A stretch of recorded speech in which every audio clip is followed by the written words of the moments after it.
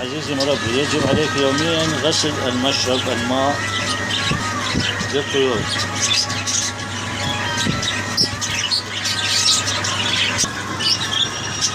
ووضع بيض يوميا أو بين يوم له فوائد كثيرة.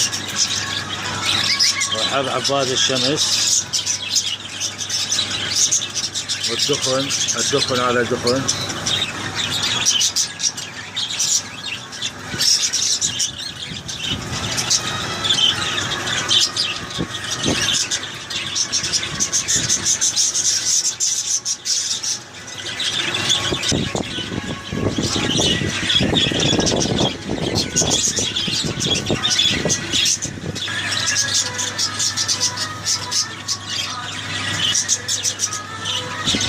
والخضروات مهم جدا خاصة في فصل الصيف، في فصل الجو كلش حار.